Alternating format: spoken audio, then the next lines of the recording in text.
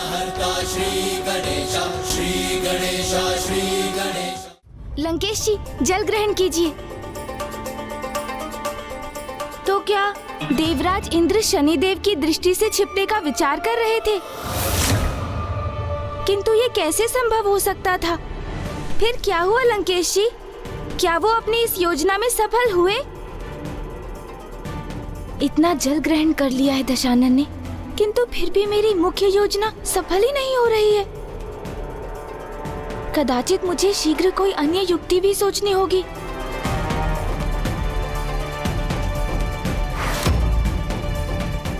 यहाँ मरुभूमि में वायु का प्रवाह धूल को गतिमान कर रहा है। समझ गया। लाइए लंकेश, दीजिए मुझे।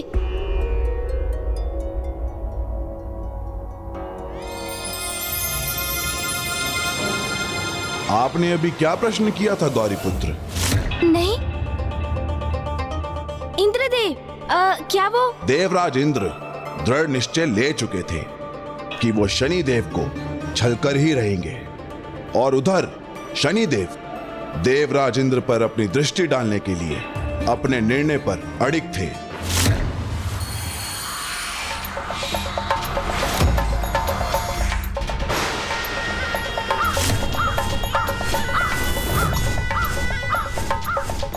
सावधान देवराज इंद्र, स्वर्ग के निकट पहुंच चुका हूं मैं, और मेरी दृष्टि के लक्ष्य आप हैं।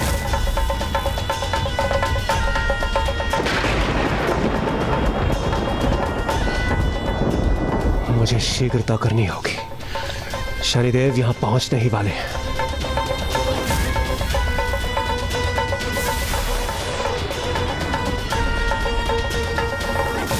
यह तो शनिदेव की दृष्टि की परछाई है, अर्थात वो मेरे अत्यंत निकट है।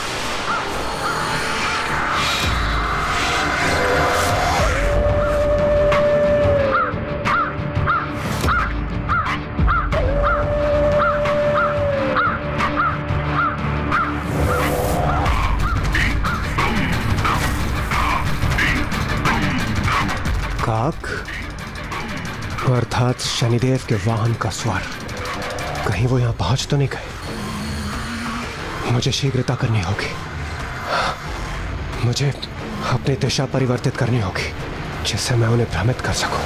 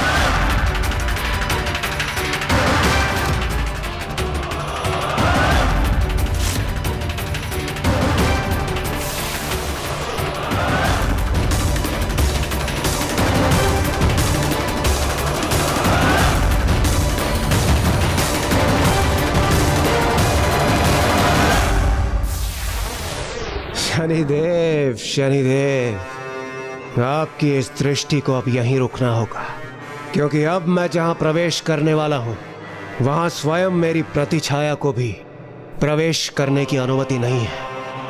तो आपकी इस दृष्टि की परछाई वहां तो प्रवेश कर ही नहीं सकती। देखिए, सुरक्षित हो रहा हूं मैं आपकी इस दृष्टि की परछाई से।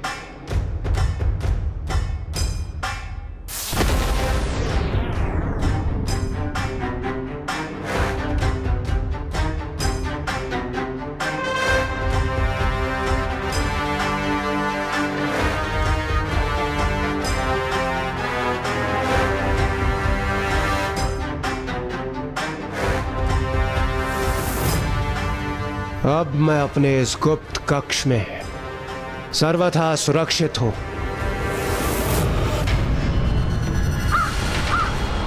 ये सर्वथा अनुचित है। देवराज इंद्र, आप मेरी दृष्टि से छिप नहीं सकते। मेरी दृष्टि सभी के लिए समान है। इसके प्रभाव से कोई नहीं बच सकता।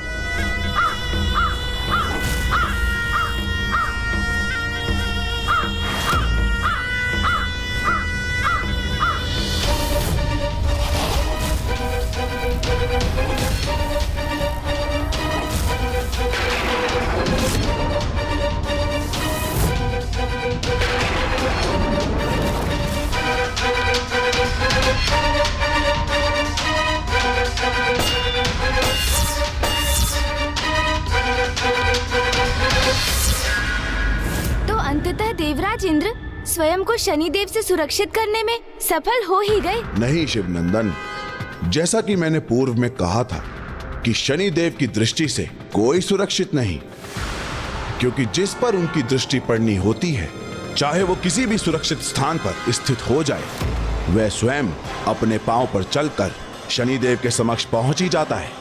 वो स्वयं पहुंच जाता है उनके समक्ष, अर्थात इंद्रदेव जिन्होंने स्वयं को छिपाने के इतने प्रयास किए, वो भी शनिदेव के समक्ष आ गए।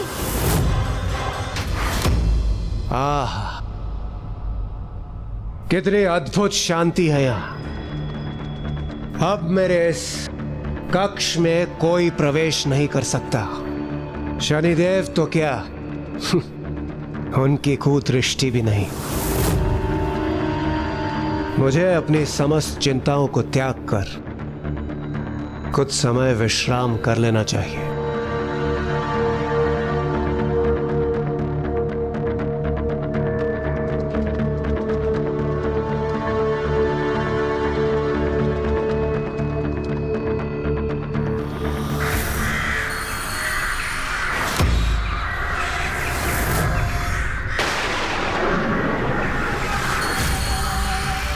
देवराज इंद्र, शीघ्र आपको मेरे समकक्ष आना ही होगा। आप कहीं भी क्यों न छुपे हों, आपका भाग्य मेरी दृष्टि के समकक्ष आपको ले ही आएगा।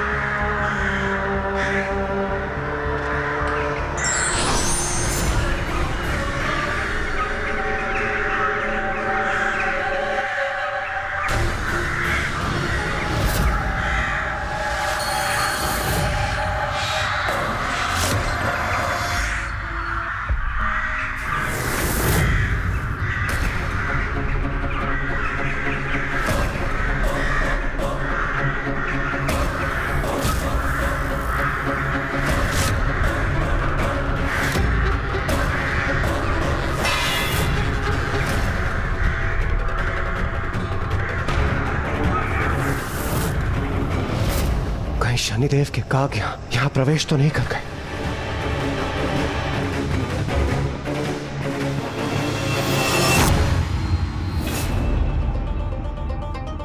यहाँ तो सब कुशल है। कदाचित ये मेरा भय है जो भ्रम का रूप ले रहा है। यहाँ तो कुछ भी नहीं है। ये अवश्य मेरा भ्रम ही था। भ्रम।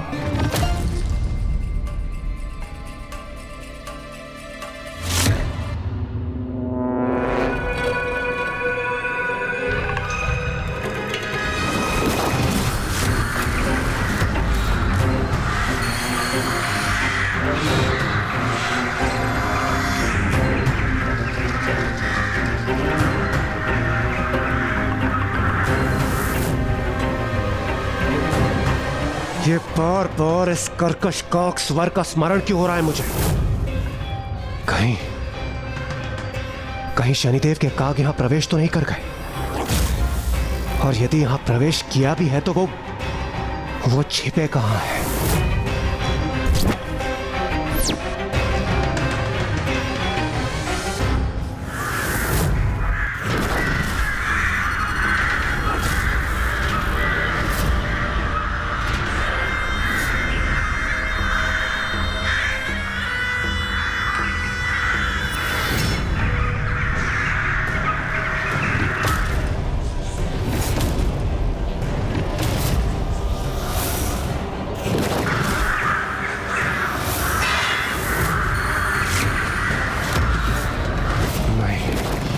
मैं यहाँ सुरक्षित नहीं हूँ। नहीं हूँ मैं सुरक्षित।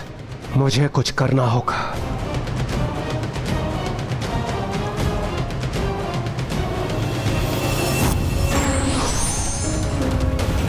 यहाँ मेरे पीछे तो कोई भी नहीं है।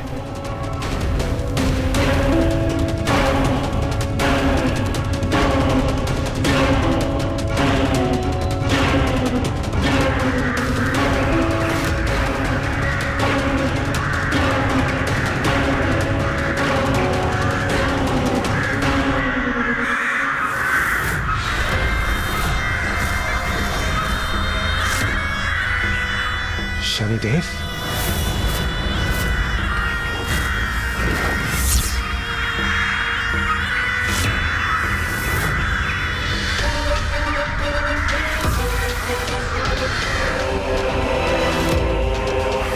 आपने उचित कहा था लंकेश। जिस पर शनिदेव की दृष्टि पड़ने का समय आ जाता है, वो ना चाहते हुए भी उनके समक्ष आ ही जाता है। इसलिए जब बुरा समय आए तो उससे भयभीत होकर छिपने के स्थान पर संयम रख उस समय का सामना करने का साहस जुटाना चाहिए, क्योंकि जो बुरे समय में धीरज खो बैठता है वो स्वयं अपने अनिष्ट के निकट पहुंच जाता है। वाह गौरी नंदन, आप तो कथा के प्रत्येक चरण से कोई न कोई नवीन सीख प्राप्त कर ही रहे हैं। इसका संपूर्ण श्रेय तो आपको ही जाता है लंकेश, क्योंकि आप जैसे महाविद्वान से ये कथाएं सुनने का सौभाग्य जो प्राप्त हो रहा है मुझे। ये तो सर्वथा उचित कह रहे हैं आप।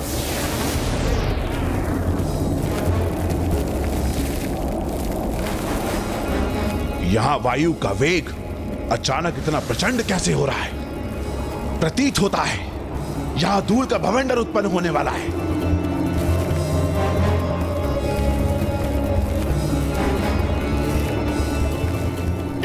तो क्या इस बवंडर को देखते हुए कुछ समय के लिए हमारा यहाँ रुकना उचित नहीं होगा लंकेश जी?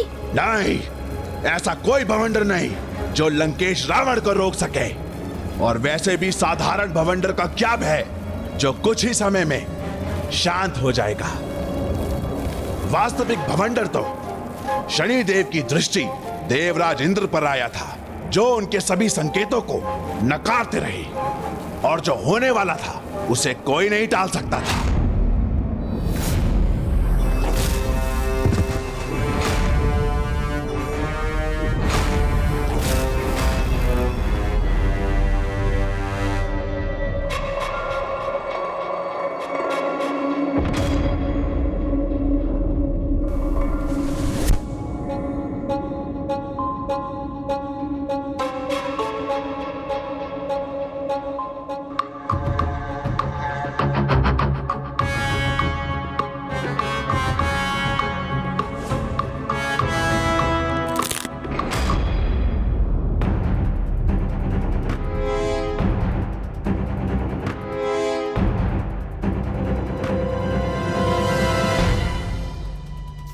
ये मेरे घुटनों में ऐसी पीड़ा क्यों उत्पन्न हुई?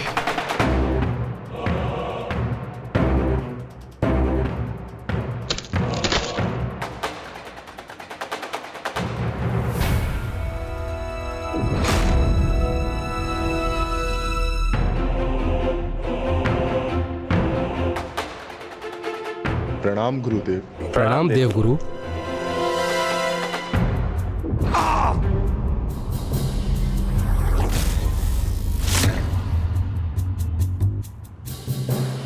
प्रणाम देवगुरु।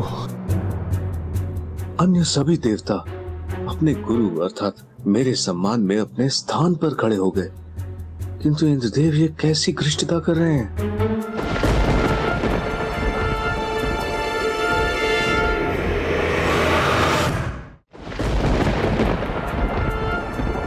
आपका स्वागत है, आइए प्रस्थान कीजिए। गुरु के आगमन पर गुरु को सम्मान देने हेतु अपने स्थान से उठकर अपनी शिष्य होने की मर्यादा निभाने में असमर्थ है आप देवराज, तो फिर मुझे गुरु कहकर पुकारने का क्या अर्थ है देवराज? नहीं नहीं देवगुरु, वो मैं... क्या आप भूल गए कि गुरु का सम्मान कैसे किया जाता है? अथवा ये भूल गए कि मैं देवगुरु आपका भी गुरु हूं? नहीं नहीं गुरुदेव, मैं कुछ नहीं भूला हूं। ना मैं आपका स्थान भूला हूं और ना ही आपका सम्मान, किंतु मेरा विश्वास कीजिए, मेरे घुटनों में अपार पीड़ा हो रही है, जिस कारण मैं उठने में असमर्थ हूं। बस देवराज,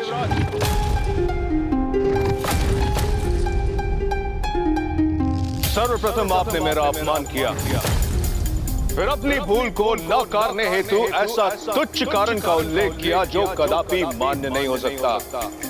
धिक्कार है मुझे कि मेरे आप जैसे शिष्य हैं। धिक्कार है इस सभा को जहां एक देव गुरु का अपमान हुआ। धिक्कार है आपको जो आप इस दुखद अनुचित घटना के कारण बने। बात गुरुदेव, यदि आप देव गुरु हैं तो मैं भी देवराज हूं, देवराज इंद्र, और इस प्रकार के शब्द आपके मुख से शोभा नहीं देते। आप मेरे गुरु हैं, इसलिए यदि मुझसे कोई भूल होती है तो उसे सुधारने का अधिकार आपको प्राप्त है, किंतु आप इस प्रकार अकारण मेरी अवहेलना नहीं कर सकते। ये सर्वथा अनुचित है। आप मेरा विश्वास करने के स्थान पर व्यर्थ में ही आवेशित हो रहे हैं। क्रोधित और उत्तेजित तो आप हो रहे हैं देवराज। आपको तो अपनी भूल का आभास तक नहीं प्रतीत होता है। आपको गुरु की कोई आवश्यकता ही नहीं है।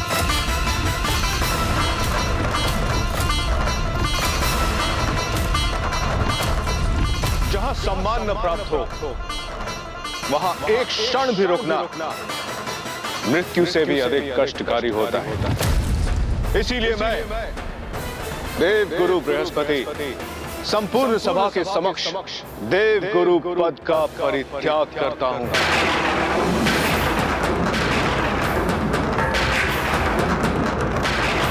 और अब मैं एक क्षण भी यहां नहीं रुकूंगा।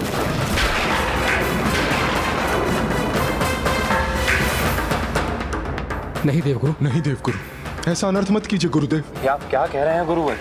अपने क्रोध को शांत कीजिए गुरुदेव। हमारा परित्याग करने का अनर्थ मत कीजिए गुरुदेव। रुक जाइए, रुक जाइए। देवगण,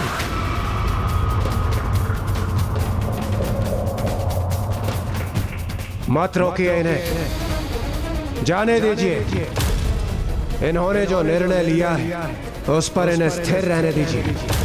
यदि इन्हें हमारा गुरु होना स्वीकार नहीं है तो हमें भी अपने गुरु के रूप में किसी अन्य का चुनाव करने की स्वतंत्रता है।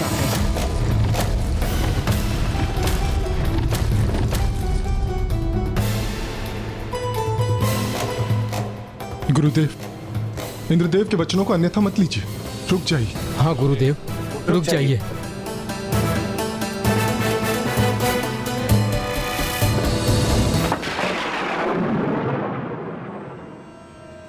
ये कैसा अनर्थ है? शनिदेव की दृष्टि के प्रभाव में आते ही इंद्रदेव से बड़ी बड़ी भूल होने लगी थी। ये तो मनुष्य पर निर्भर करता है कि वो शनिदेव की दृष्टि से कैसे सामना करता है। जो मनुष्य स्वयं को सुधार लेते हैं उन पर शनिदेव की दृष्टि का कम प्रभाव पड़ता है। जो निरंतर भूल करते हैं उन पर अनेकों कष्टों की वर्षा होती है। और ऐसा ही होने वाला था इंद्रदेव के साथ, क्योंकि एक तरफ देवगुरु उनका साथ छोड़ गए और वहीं दूसरी ओर असुर राज विध्वंसक को गुरु असुर शुक्राचार्य का साथ प्राप्त हो गया।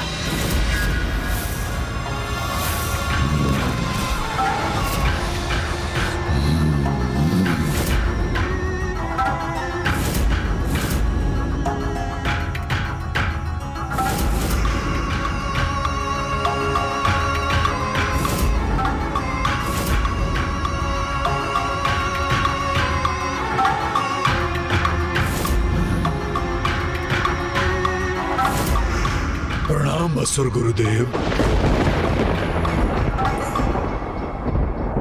अत्यंत उचित समय में तुम्हारा आगमन हुआ है विध्वंसक।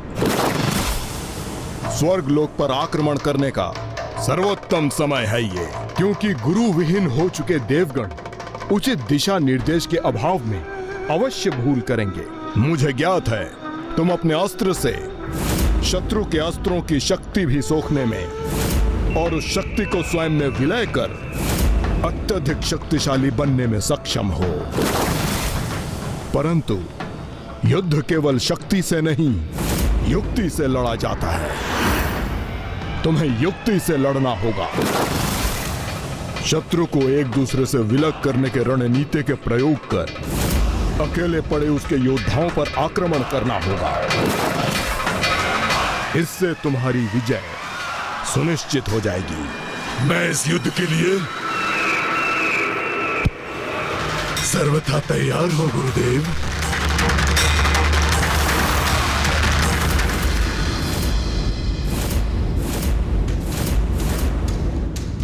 देवराज इंद्र ने तो अपने गुरु के आदेश का पालन नहीं किया, किंतु दूसरी ओर असुरों ने अपने गुरु के दिए आदेश का पालन किया।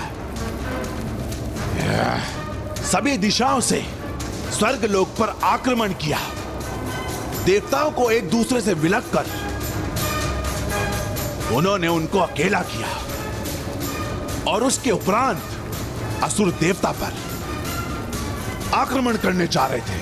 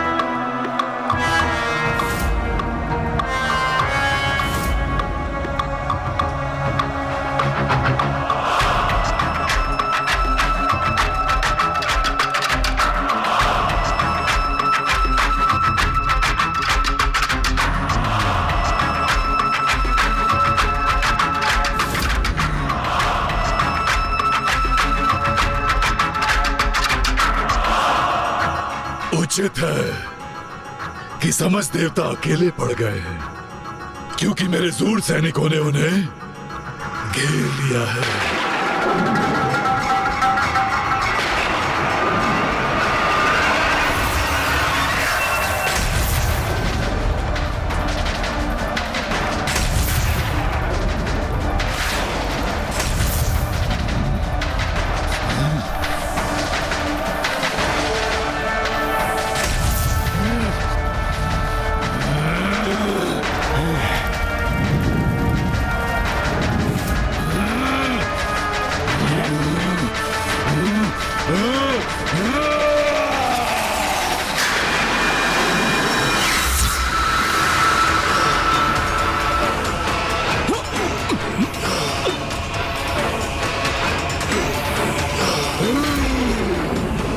ये हमारे दिव्य अस्त्र जड़ कैसे हो गए? हम इन असुरों पर आक्रमण करने में असमर्थ क्यों रहे हैं?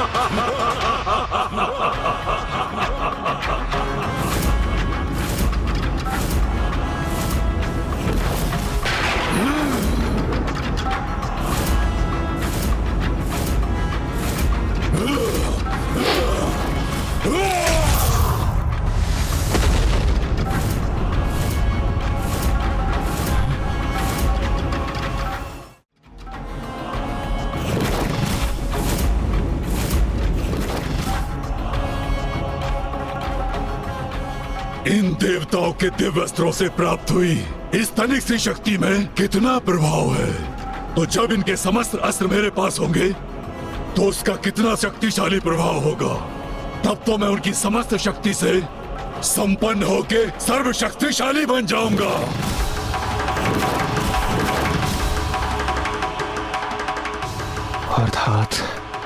अर्थात ये दुष्ट अपनी शत्रु की शक्तियों को सोख लेता है, तभी तो ये हमारी ही शक्तियों से स्वर्गलोक के द्वार को ध्वस्त करने में सफल हुआ है। स्वर्गलोक पर अब हमारा आधिपत्य है। अब शीघ्र इन देवताओं से उनके अस्त्र छीनकर उन्हें हमारे सामने उपस्थित करो।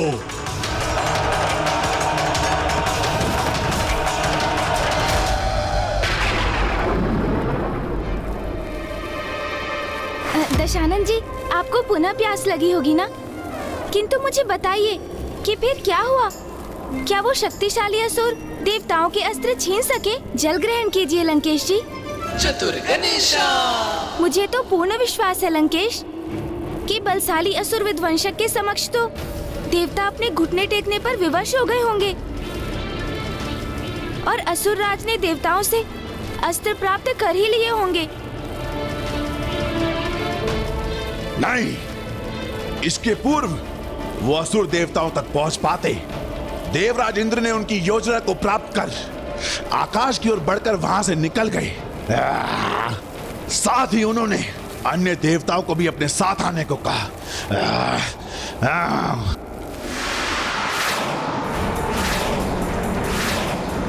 पीछा करो इन देवताओं का, जाने मत दो इनको, मुझे अस्त्र चाहिए इनके।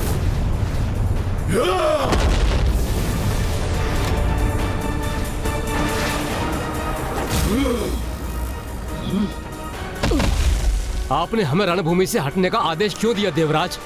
क्या है ये आपकी योजना? अग्निदेव, वो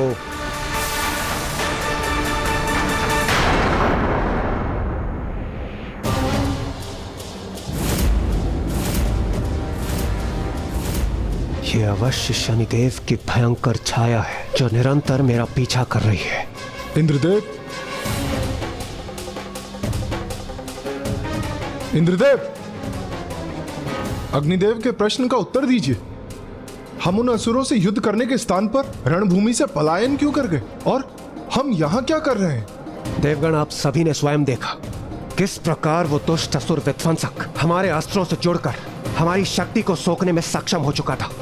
उसे भली भांति ज्ञात हो चुका है कि वो हमारे अस्त्रों को प्राप्त कर और भी शक्तिशाली बन सकता है, इसलिए उसका हमारे अस्त्रों को प्राप्त करना अत्यंत महत्वपूर्ण है। तो अब हमारे लिए क्या मार्ग शेष है इंद्रदेव? हाँ वरुण देव, हमारे अस्त्रों को किसी सुरक्षित स्थान पर छिपाना अत्यंत आवश्यक है। हाँ, क्षीर सागर में श्री हरि नारायण के निकट हमारे शस्त्र सुरक्षित रहेंगे। प्रभु महादेव के पास भी सुरक्षित रह सकेंगे हमारे ये अस्त्र।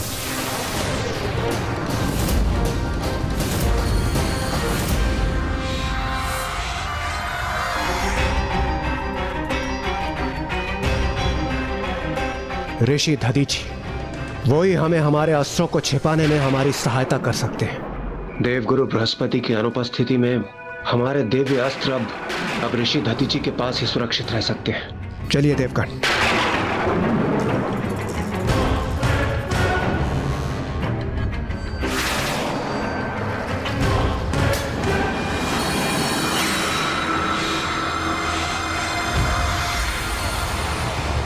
ऋषि दधीचि, अब आपको ज्ञात होगा कि आप अपनी चुनौती पूर्ण करने में सक्षम हैं अथवा नहीं। स्मरण रखिएगा ऋषिवर, अब आपको अपने संयम का परिचय देना होगा।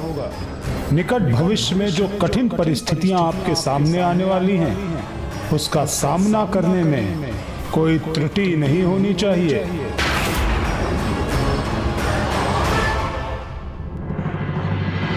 शनिदेव ने आप पर अपनी दृष्टि का प्रभाव किया है, फिर भी स्वामी आप ऐसे आनंदित प्रतीत हो रहे हैं जैसे आपको कोई चिंता ही नहीं।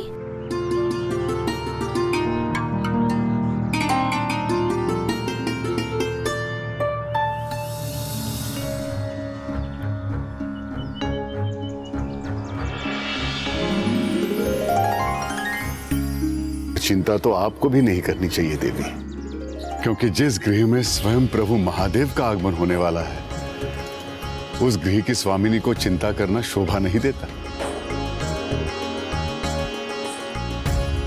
और रही बात शनिदेव की दृष्टि की,